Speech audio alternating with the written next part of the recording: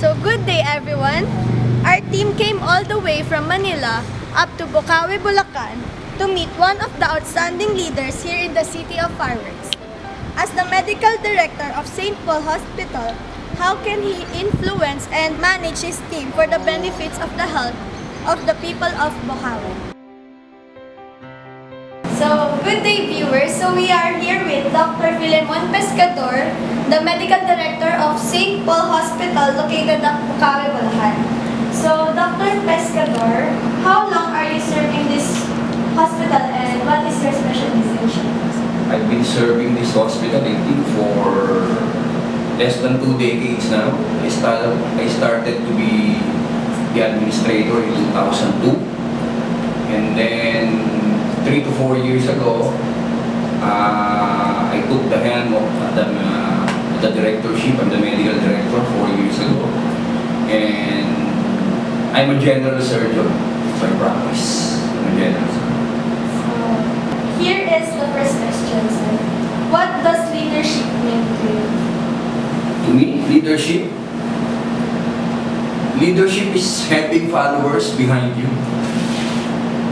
Because if you don't have any followers, you'll not consider yourself a leader.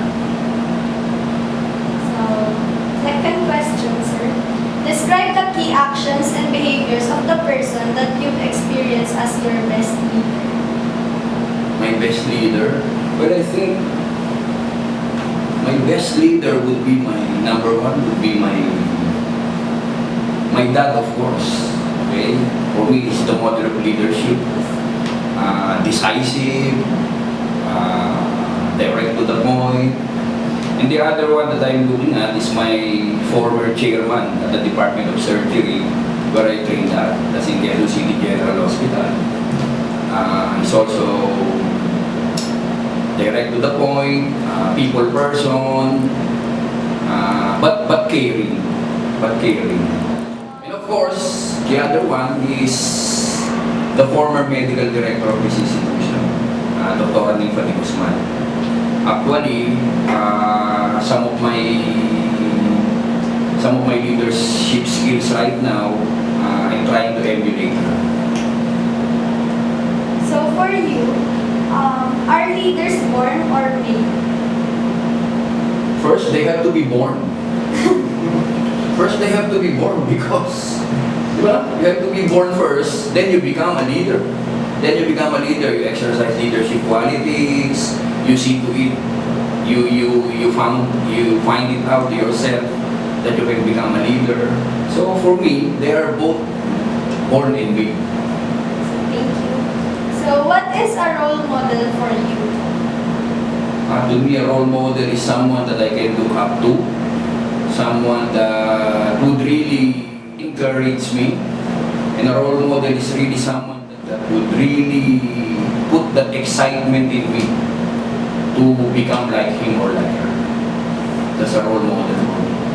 So for the fifth question, what can leaders do to help others in the organization see the future? For me, leaders, number one, if they want really to help the organization, if they really want to help the people under them, number one, the leader should be friends.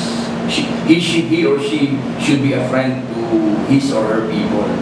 Meaning, they should have that open communication with one another.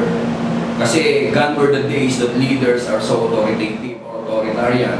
Leaders now should be coming out of their offices, going out there directly to the people, relating with them, communicating with them, so that the people will see that this type of leader really cares for them. So, what are some of the actions you take to create a climate for change and encourage risk-taking? Okay, some of the actions that I've made lately, I see to it that I talk to my people regularly, and then I see to it that we come into terms whenever they have demands.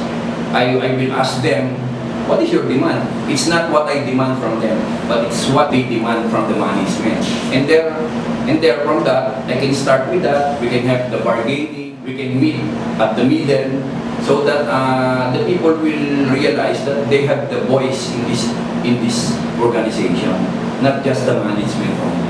I'm giving them a free hand, or I'm giving them that time for them to speak up, so that I can get or I can know what they really want.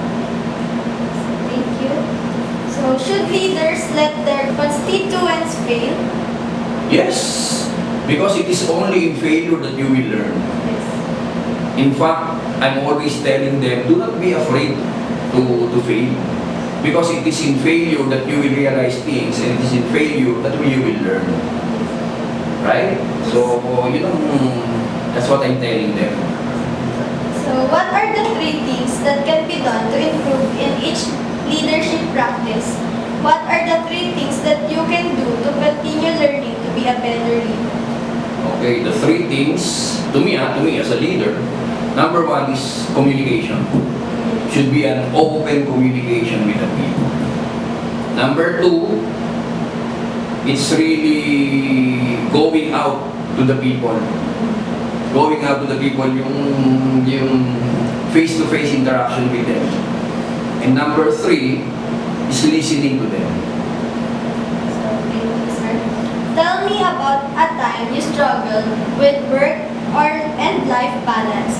And did you manage to solve the problem, and how did you do it? Actually, modesty aside, I haven't encountered an imbalance between my work and my family life. I always see to it that my family will always be first, no matter what.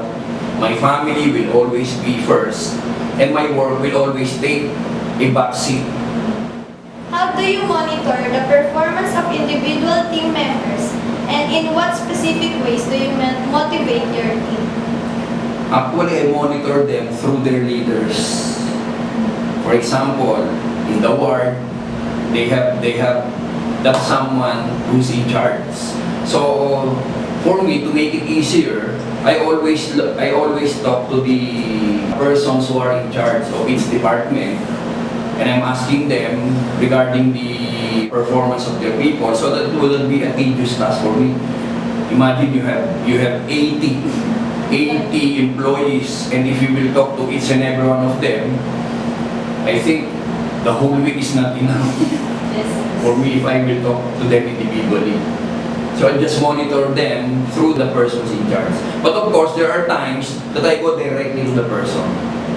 But it's not that often a time that I go directly to the person involved. I just go directly to the leader, and then I ask the performance of that particular person. So, last question, sir. What can you say to the people who wants to be a leader in the future, and what is your tips to them? Actually, right now, I think I'm still a learner.